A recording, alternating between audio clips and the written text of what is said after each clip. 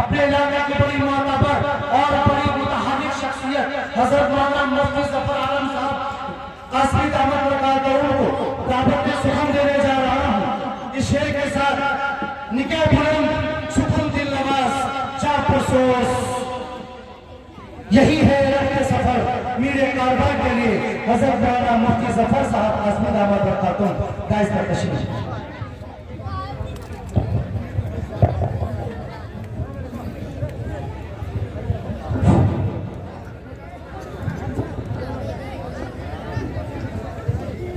ابھی ہمارے بہت سارے تقریر موجود ہیں، سب کے خطاب ہیں اور آپ کے ساتھ ہمارے اپنے، ہم ان کو ہمیشہ سنتے ہیں اور ان کو فالو کرتے ہیں اور انشاءاللہ کریں گے، اور ہر انقلابی نعرے میں ہم انشاءاللہ ساتھ میں ہیں۔ ہم انشاءاللہ درخواست کرتے ہیں حضرت والا کی گفتگو انشاءاللہ مختصر ہوگی پر انشاءاللہ جامع ہوگی انشاءاللہ۔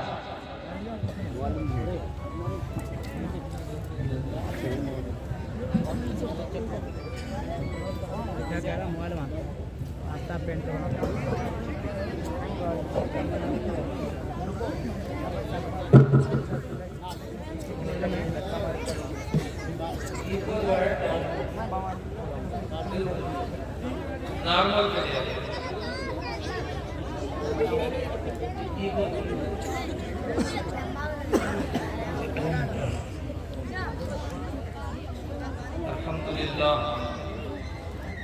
الحمد للہ رب العالمین، الصلاة والسلام علی اشرف الانبیاء والمرسلین محمد وعلی آلہ واصحابہ اجمعین،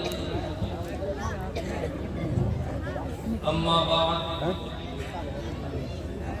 وقد قال اللہ تبارک وتعالی اعوذ باللہ من الشیطان الرجیم، بسم اللہ الرحمن الرحیم،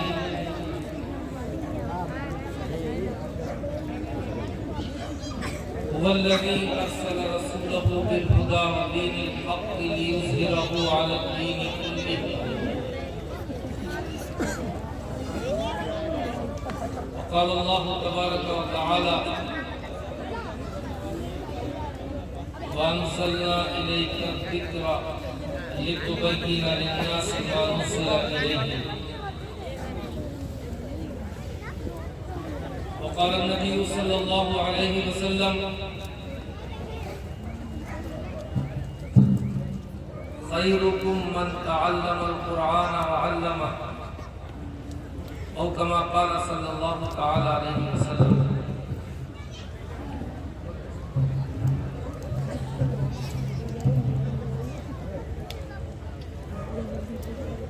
اسٹیج پر تشریف فرما حضرات علماء کرام، اس مدرسے کے جامعہ خالد بن ولید کے ذمہ داران، دستار بندی کے عنوان سے آج کا یہ پروگرام منعقد ہوا اور بڑی تعداد میں آپ حضرات جمع ہیں۔ اللہ تعالیٰ ہمارے اس جمع ہونے کو با مقصد فرما دے اور ہمارے لیے اس کو انتہائی درجہ نفع بخش، کارآمد اور مفید بنا دے۔ دستار بندی قرآن کریم کے الفاظ کے اعزاز کے سلسلے میں منعقد ہوتی ہے اور مختلف پروگراموں میں ہم اور آپ اس کو دیکھتے ہیں۔ آج کے اس پروگرام میں حضرات علماء اکرام آپ سے خطاب فرمائیں گے اور مختلف موضوعات پر علماء اکرام کی گفتگو ہوگی۔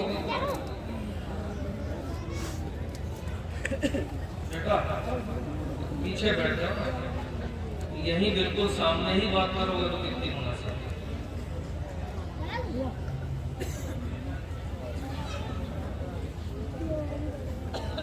تو نیت یہ کریں کہ انشاءاللہ جو مہمان علماء کرام تشریف لائے ہیں ان کی آمد سے بھرپور نفع اٹھائیں گے. کہیے آمین. آمین. اور نفع کیسے اٹھائیں گے؟ کیونکہ ہمارے لوگ اس وقت یہ سمجھنے لگے ہیں کہ جو سیلفی لے لے کسی مولوی کی اسی نے نفع اٹھایا. سیلفی لے لے یا کوئی ویڈیو ریکارڈ کر لے, سب سے بڑا نفع یہ ہے آپ کے سامنے جب وہ حقیقت کے طور پر خود موجود ہے, نائب رسول کی حیثیت سے عالم دین موجود ہے, سفر کر کے آیا ہے, تو حقیقت کا تو تقاضا یہ ہے کہ جب وہ آپ کے سامنے آئے, بیٹھے, بات کرے, گفتگو کرے, تو نائب رسول کی گفتگو جو ہے پوری توجہ اور انہماک سے سنی جائے اور اس پر غور کیا جائے تاکہ دنیا اور آخرت کی کامیابی کی راہیں ہمارے لیے آسان ہو جائیں. میں نے قرآن مقدس کی آیات میں سے کچھ پڑھا ہے, تلاوت کیا ہے, ایک حدیث پاک تلاوت کی ہے اور بہت مختصر وقت میں مجھے اپنی گزارشات آپ کی خدمت میں پیش کر رہی ہیں. دیکھیے یہ جو ملک ہے ہمارا صنم قدع ہند, یہاں قدم قدم پر اللہ تعالیٰ کی پرستش کو چھوڑ کر کے غیر اللہ کی پرستش اور پوجا کے مقامات اور ٹھکانے بنے ہوئے ہیں. ہمارے ساتھ جن کا رہنا ہے, اٹھنا ہے, بیٹھنا ہے اس ملک میں, جو ہمارے وطنی بھائی ہیں, ان کی ایک بڑی تعداد ایسی ہے کہ میں یہ تو نہیں کہتا کہ وہ کائنات کے بنانے والے رب کے منکر ہیں, اس کا انکار کرتے ہیں, لیکن اتنی بات تو ہر شخص کے سامنے ہے کہ اللہ تعالیٰ کی ذات اور اللہ تعالیٰ کی صفات کے ساتھ اس ملک میں جتنا شرک کیا جاتا ہے شاید زمین کے کسی اور حصے میں اتنا شرک کیا جاتا ہے. ہم عرب کی داستانیں سنتے ہیں لیکن ہمارے یہاں ہماری آنکھوں کے سامنے یہ سب کچھ ہوتا. اب ان حالات میں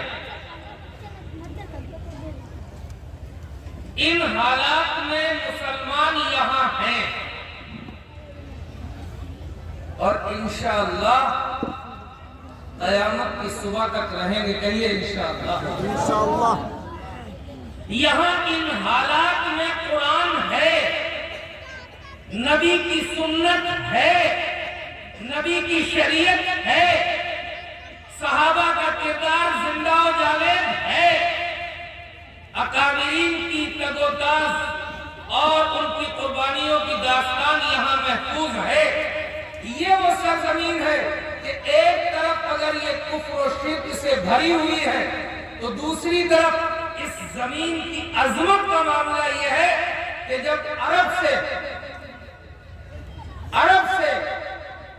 امام حرم آتا ہے, جب مدینے کا امام آتا ہے اور جب کعبے کا امام آتا ہے تو وہ ہم بدوؤں کو, ہم ان پڑھوں کو, ہم جاہلوں کو, ہندوستان کے عام مسلمانوں کو یہ سند دے کے جاتا ہے اب اس زمانے میں کہ تمسک بالسنہ, رسول اللہ کی سنت کو سب سے زیادہ مضبوطی سے پکڑنے والے اگر کہیں ملتے ہیں تو اس سرزمین ہندوستان میں.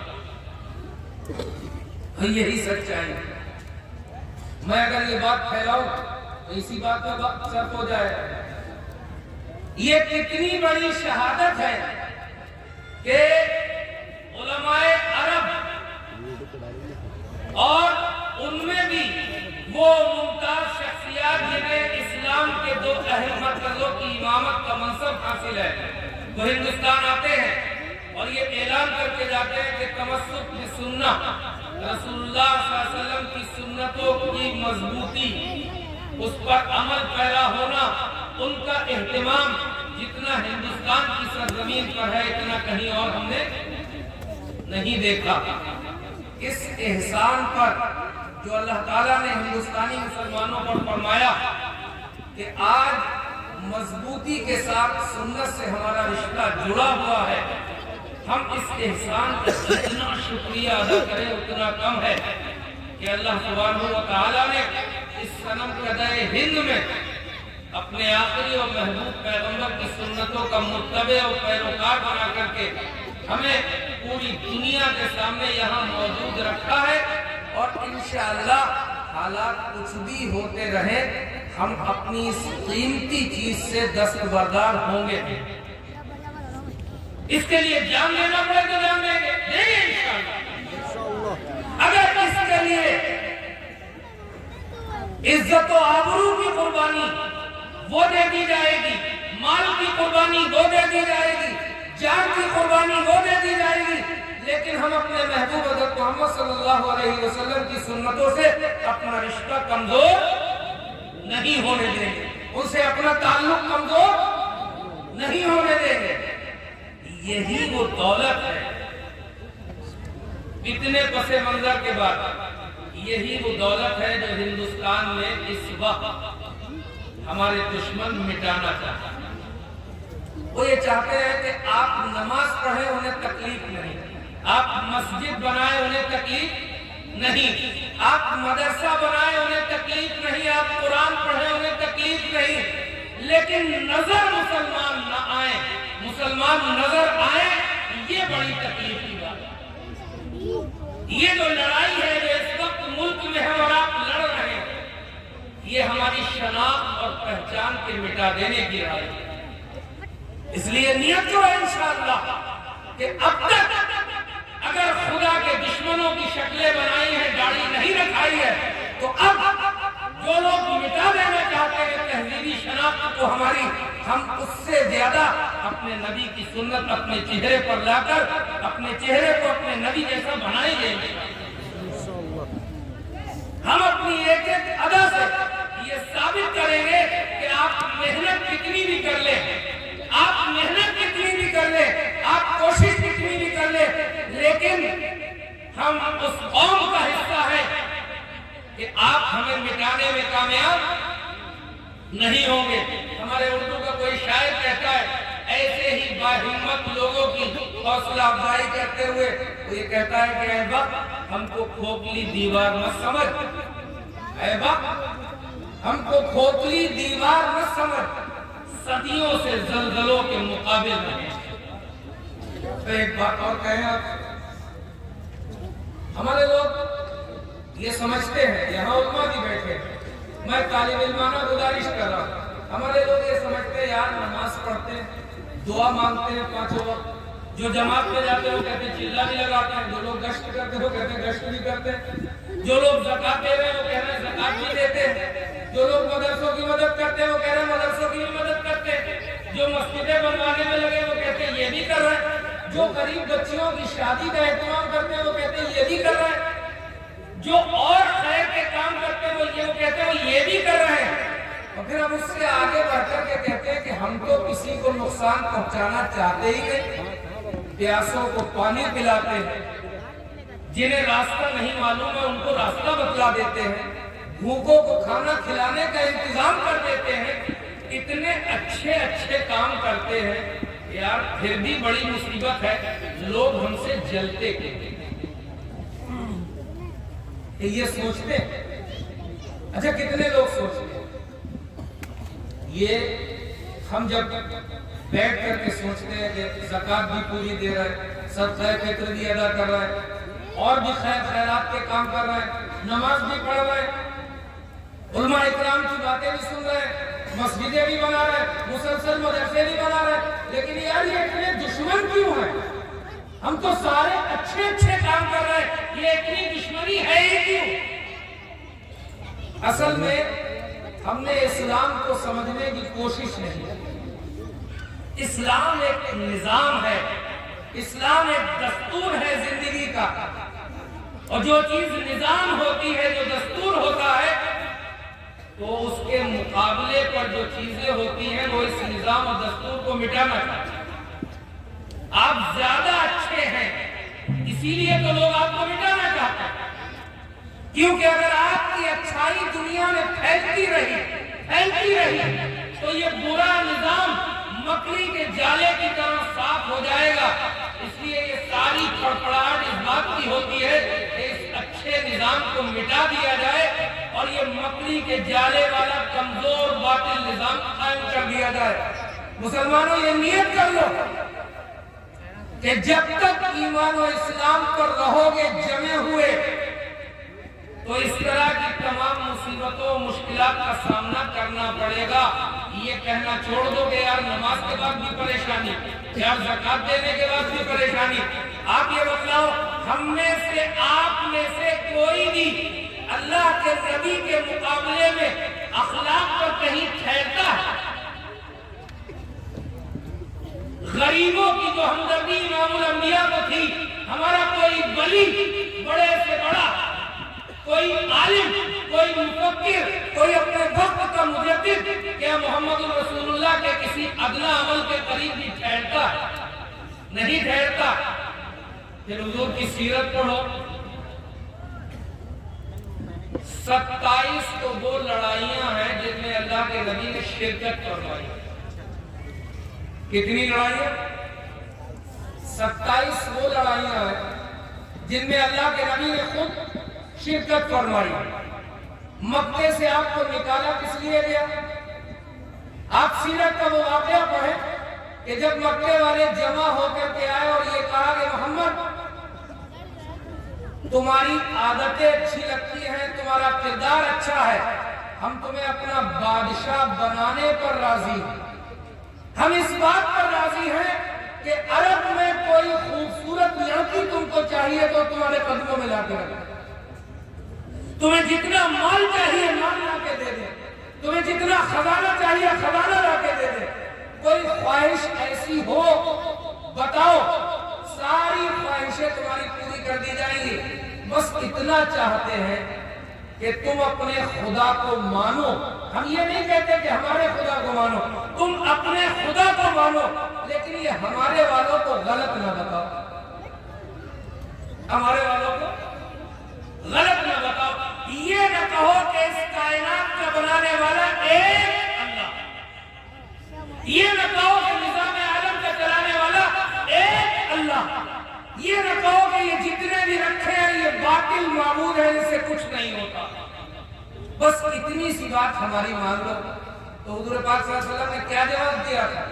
کان کھول کر کے سنیے۔ حضور نے یہ کہا تھا کہ تمہارے لیے یہ ممکن تو نہیں ہے کہ تم ایسا کر سکو، لیکن اگر کرنے پر قادر ہو جاؤ، اس پر تم جو ہے تمہارے لیے یہ پاسبل ہو جائے کہ تم میرے ایک ہاتھ پر چاند لا کر کے رکھ دو اور ایک ہاتھ پر سورج لا کر کے رکھ دو، اس کے باوجود بھی میں اپنے اس کام سے دستبردار نہیں ہو سکتا۔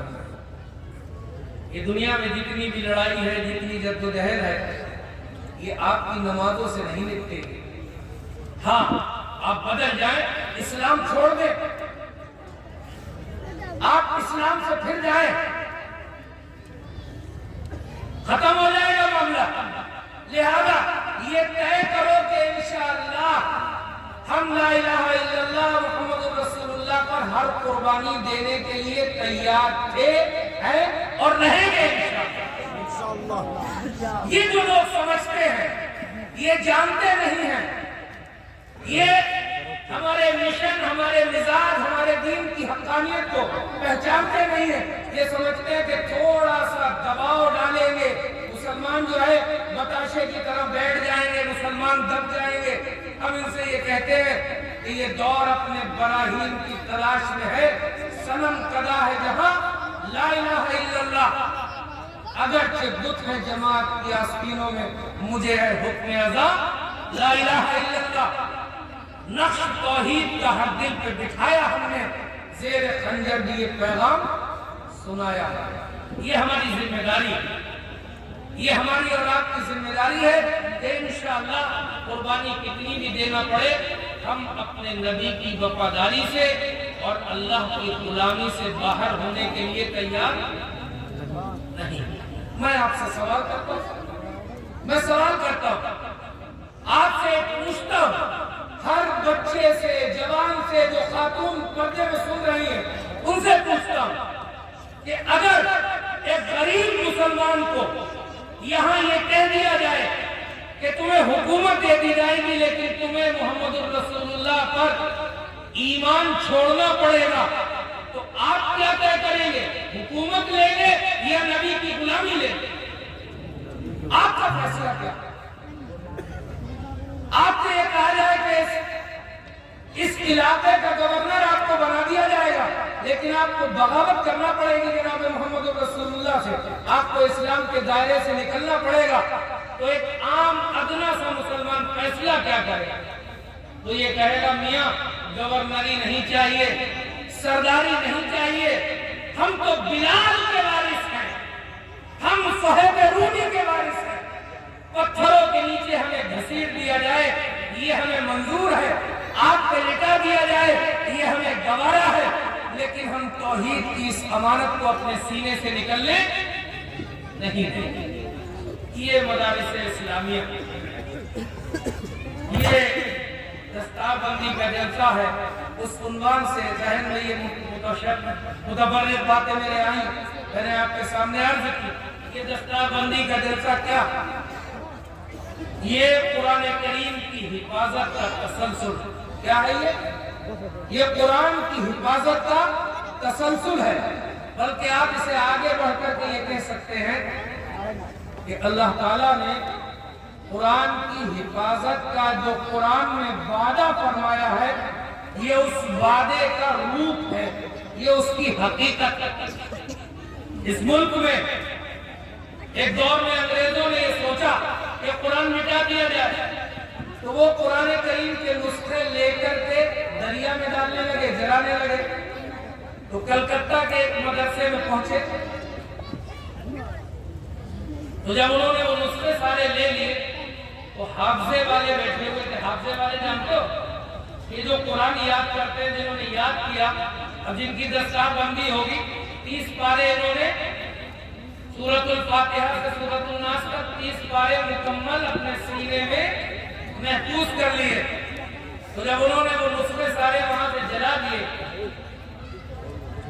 तो अंग्रेज अफसर मौजूद थे, तो उन्होंने कहा ये बच्चे क्या कर रहे हैं, हिल रहे हैं, ये क्या कर रहे हैं? उन्होंने कहा साहब ये कुरान याद कर रहे हैं। ये क्या कर रहे हैं? ये कुरान याद कर रहे हैं। उनका यही कुरान जो हम जला रहे हैं, हाँ ये। तो कहा अच्छा कितना सुना सकते हो? तो हाफिज साहब ने जो है एक बच्चा खड़ा कर दिया और उसने कहा कि बिस्मिल्लाह शुरू हो जाओ। उसने जो है तिलावत करना शुरू किया। 2 पारे, 4 पारे, 5 पारे, 10 पारे। तो वो अंग्रेज ऑफिसर कहने लगे ये कितना सुना देगा? तो उन्होंने कहा जब तक इसकी ताकत साथ देगी ये सुनाता रहेगा। अगर इसके सीने में और इसके गले में इतनी ताकत होगी तो ये मुकम्मल कुरान पूरा पढ़ लेगा। तो उन्होंने कहा ये सारे बच्चे जो बैठे हैं ये इसी काम के लिए है। तो आपके सामने कहा ये तो पूरा दर्जा है, और भी मदरसे में और भी क्लास है, इसी काम के लिए। तो उन्होंने कहा मुल्क में ऐसे कितने होंगे मदरसे?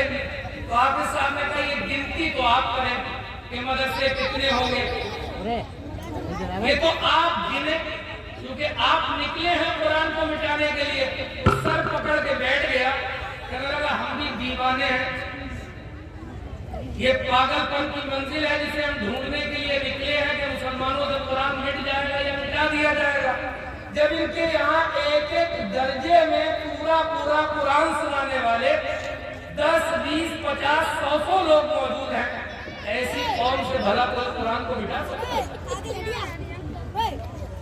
ऐसी कौम से कोई कुरान को छीन सकता है? लेकिन ये सारी बातें मुसलमानों अपनी जगह पर बढ़त है।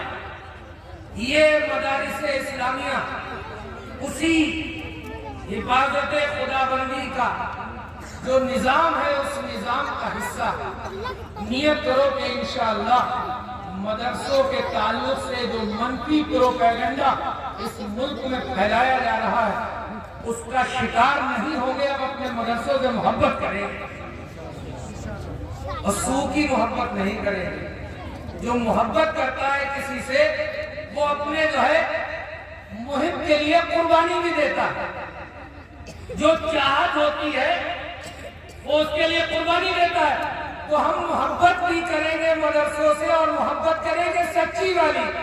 اگر مدرسہ بنانے کی ضرورت ہوگی تو مدرسوں کو بنانے کے لیے انشاءاللہ. اور اگر مدرسوں میں اخراجات کی ضرورت ہوگی تو اخراجات کا نظام ہم بنائیں گے. میں یہ نہیں کہتا کہ سارے مدرسے جو ہے جتنے بھی ہیں دودھ کے دھلے ہوئے ہیں. ممکن ہے ہمارے اتنے بڑے نظام میں کچھ کمزوریاں بھی ہوں. ہمیں اپنی کمزوریوں کا احساس ہے. لگاتار ان کمزوریوں کے دور کرنے کے لیے ہمارے اکابر فکر مند ہیں جستجو کر رہے ہیں. لیکن ہندوستان میں کوئی ایسا ڈنڈا ہاتھ میں نہیں ہے کہ اگر کوئی گڑبڑ ہے مدرسہ تو اس کے سر پہ ایک ڈنڈا مارے اور سیدھے ہو جاؤ, دوسرا ڈنڈا اور مار دو. بھئی جمہوریت ہے, ڈیموکریسی ہے, اس طرح کا پاور حاصل نہیں. ہاں اخلاقیات کی جو طاقتیں ہوتی ہیں وہ ہمارے آپ کے پاس ہے. تو ہم یہ نہیں کہتے, لیکن آج بھی ہم آپ کو گارنٹی کے ساتھ یہ کہہ سکتے ہیں کہ ہندوستان میں دین کی نشر و اشاعت کے لیے, قرآن کی حفاظت کے لیے, رسول اللہ کی سنتوں کی بقا کے لیے مدارس کا جو کردار ہے کوئی اندھا دشمن ہی اس کا انکار کر سکتا ہے. دین کے باغی اور دشمن بھی مدارس کی خدمات کا اقرار کرتے ہیں, انکار نہیں کرتے. ابھی یو پی میں مدرسہ سروے ہوا, الگ الگ طرح سے صورتحال سامنے آئی. آپ کو یہ پتا ہے کیوں ہوا؟ یہ اندر سے یہی سوچ رہے ہیں کہ مسلمان ختم ہوتے کیوں نہیں, مسلمانوں کا نظام ختم ہوتا کیوں نہیں.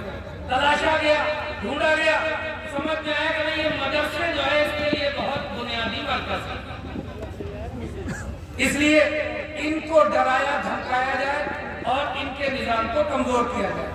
ہمارے بہت سے لوگ ہمارے بیچ میں اب یہ کہنے لگے ہیں کہ مدرسے یہ ذمہ داری بھی اٹھائیں کہ دینی تعلیم کے ساتھ ساتھ جو دنیاوی تعلیم ہے اسے بھی مدرسے دیں. میں اس کا مخالف تو نہیں ہوں, لیکن اس نعرے کے خلاف ہے. یہ جو نعرہ ہے اس کے خلاف ہے. باقی یہ میرا نقطہ نظر ہے اپنے اکابرین کی جوتیاں سیدھی کرنے کے نتیجے میں. دیکھو بھائی, ہم نے جو مدرسے قائم کیے وہ دین کی حفاظت کے لیے قائم کیے, یہ ہمارا بنیادی مقصد رہا. یہ کہ ضمنیات میں جو کچھ حالات کے تقاضے ہیں تو ہم نے کبھی اس سے آنکھیں بھی بند نہیں کی. لیکن ہم ان لوگوں سے کہتے ہیں جو دنیاوی تعلیم کی پرزور وکالت کرتے ہیں, انہوں نے اس قوم کے لیے زمین پر اتر کر کے کتنے دنیاوی ادارے قائم کیے, وہ اپنا ریکارڈ پیش کریں. سارا لوڈ علماء پر, مدارس پر ڈال کر کے آپ بالکل صرف جو ہے چائے کے ہوٹل میں بتا سکتے ہیں کہ یوں ہونا چاہیے, آپ کچھ نہیں کریں. مسلمانوں میں سرمایہ داروں کا ایک بڑا طبقہ نکل کر کے اسے میدان میں آنا چاہیے اور اسے ذمہ داری ادا کرنی چاہیے کہ وہ بڑے بڑے کالج قائم کرے, انجینئرنگ کالج قائم کرے, ڈاکٹر بنانے میں مدد کرے, ڈاکٹرنیاں بنانے میں مدد کرے, وہ وکیل بنانے میں مدد کرے. سارے کام اور بھی کرے, آپ کچھ نہیں کرے. یہ تقریباً جو ہے زیادتی کی بات ہے. مدارس کا بنیادی مقصد جو ہے دین کی نشر و اشاعت اور دین کی حفاظت. ایمانداری سے بتلاؤ, ہاتھ اٹھا کر کے اس ملک میں مدارس اپنی تاریخ کی ابتدا سے لے کر آج تک اپنے اس مشن میں کامیاب ہیں یا نہیں؟ ہاتھ اٹھا کر کے جواب دو, کامیاب ہے یا نہیں؟ اور زبردستی نہ اٹھانا جب من کرے تبھی اٹھانا. مدارس اپنے مشن میں کامیاب, علماء پیدا ہو رہے ہیں, حفاظ پیدا ہو رہے ہیں, قراء پیدا ہو رہے ہیں, مفسرین پیدا ہو رہے ہیں, متعلمین پیدا ہو رہے ہیں، فقہ کی جو ہے مشکلاتوں کو حل کرنے والے نکتہ سنج لوگ پیدا ہو رہے ہیں، موجودہ دور میں امت کی دینی رہنمائی کے لیے افراد پیدا ہو رہے ہیں۔ یہ سب کہاں سے ہو رہے ہیں؟ یہ ہمارے مدارس سے ہو رہے ہیں۔ اسی لیے جناب نبی اکرم صلی اللہ علیہ وسلم نے ارشاد فرمایا کہ تم میں سب سے بہتر وہ ہے جس نے قرآن کو سیکھا اور قرآن کو سکھایا، جس نے قرآن کو سیکھا اور قرآن کو سکھایا، سب سے بہتر وہ۔ اب ایک آخری بات اور عرض کر دیں، ہم جس دور میں داخل ہو گئے یہ دور جو ہے ہندی میں کہہ لیجئے کہ بھوتک وادی یگ ہے، مادہ پرستی کا دور۔ ہر آدمی کو سہولیات چاہیے، سہولیات کے بغیر کسی کا گزر۔ اب کوئی روکھی سوکھی کھا کر کے رہنا نہیں چاہتا۔ یہ پرانے قصوں کی باتیں کہ فلاں نے فاقے سے یہ خدمت کی اور فلاں صاحب نے ٹیبل لگا کے یہ کام کیا۔ اب تو کپڑے بھی عمدہ چاہیے، ضروریات بھی چاہیے، سواری بھی آنا چاہیے۔ تو اس بھوتک وادی یگ میں، مادہ پرستی کے اس دور میں جہاں سارے لوگ متاثر ہوئے، وہاں ہماری یہ مولویوں کی ٹیم، حافظوں کی ٹیم بھی متاثر ہوئی۔ اب ان کا تاثر یہ ہو گیا کہ یہ کہتے ہیں کہ امامت میں کچھ نہیں، مدرسے کی مدرسی میں کچھ نہیں، مدرسوں میں جڑنے میں کچھ نہیں، تنخواہیں بہت کم ہیں۔ اور یہ ان کا ایک شکوہ جو ہے بجا بھی ہے، لیکن جو حضرات کچھ کرنا نہیں چاہتے ان سے یہ گزارش ہے کہ آپ قرآن کریم جو پڑھ رہے ہیں، اس لیے پڑھ رہے ہیں کہ بھی رمضان میں تراویح سنائیں تو موٹا سا لفافہ ملے جو آپ سے اٹھائے نہ اٹھے۔ کیوں بھائی؟ یا آپ اپنے بچے کو حافظ بنا رہے ہیں، اس لیے بنا رہے ہیں کہ اگر تراویح میں جگہ نہیں ملی تو اگلے بچے کو حافظ نہیں بنائیں گے۔ اب جگہ ہی ختم ہو گئی، اب کیا کریں گے حافظ بنا؟ یہ تھوڑی سی کڑوی لگے گی لیکن ہے ٹھیک۔ ہم تو یہ جانتے ہیں، جو ہم نے ابتدا میں بات کہی تھی کہ حافظ نہ تو تراویح کے نذرانوں کے لیے بنے، نہ امامت اور مؤذنی کی اجرت کے لیے اور تنخواہوں کے لیے بنے۔ حافظ تو اس لیے بنے کہ اللہ تعالیٰ نے یہ کہا تھا کہ یہ میرے نبی پر نازل ہونے والی آخری کتاب قیامت تک محفوظ رہے گی، اور اس کی حفاظت کا انتظام ہم جیسے چاہیں گے ویسے کریں گے۔ تو ہمیں تو یہ سمجھ آتا ہے کہ اللہ تعالیٰ نے ہمارے بچوں کے سینے میں قرآن اس لیے ڈالا کہ یہ قرآن کے سپاہی اور محافظ بن گئے، یہ قرآن کے سپاہی اور محافظ بن گئے۔ پیسے ملے جب بھی بنیں گے اور پیسے نہ ملے تب بھی بنیں گے۔ اب ہمیں یہ بتائے کہ الحمدللہ رب العالمین پڑھے اور دنیا اس کی قیمت مل کر کے دینا چاہے تو کیا الحمدللہ رب العالمین کی قیمت دنیا ادا کر دے گی؟ ارے بھائی ادا کر دے گی؟ نہیں کر پائے گی نا۔ تو پھر اس اتنی سستی قیمت کے لیے اتنے عظیم مقصد کو کیوں برباد کر رہے ہیں؟ نیت کریے کہ ہم یہ چاہتے ہیں کہ دنیا میں بھی اللہ تعالیٰ قرآن کے محافظوں میں ہمیں مقام نصیب فرمائے، اور آخرت میں بھی جب حساب و کتاب کی صفحے لگی ہو تو ہمارے بچے جنہیں ہم نے حافظ بنایا یہ کھڑے ہو اور آواز دی جائے کہ یہ وہ محافظین قرآن کی صف ہے جن سے اللہ تعالیٰ نے دنیا میں قرآن کی حفاظت کا کارنامہ انجام دیا۔ تو نیت کرو کہ اس طرح حافظ بنے۔ تراویح کی جگہ ملی جب بھی بنیں گے، نہیں ملی امامت کرنے کے لیے ملی تب بھی حافظ بنیں گے، اور نہیں ملی تب بھی حافظ بنیں گے۔ آپ کا مقام اس سے بہت اونچا۔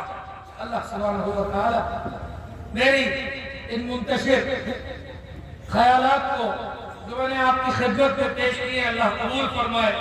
جامعہ خالد ابن ولید اور اس طرح کے ہمارے جتنے بھی ادارے قرآن کریم کے قائم ہیں، چل رہے ہیں، اللہ تعالیٰ سب کو قائم دائم رکھے، ترقیات نصیب فرمائے، اور اپنے خاص خزانوں سے ہمارے مدارس کی تمام ضروریات کا انتظام فرما دے۔ وآخر الدعوانا الحمدللہ۔ جزاک اللہ احسن الجزا.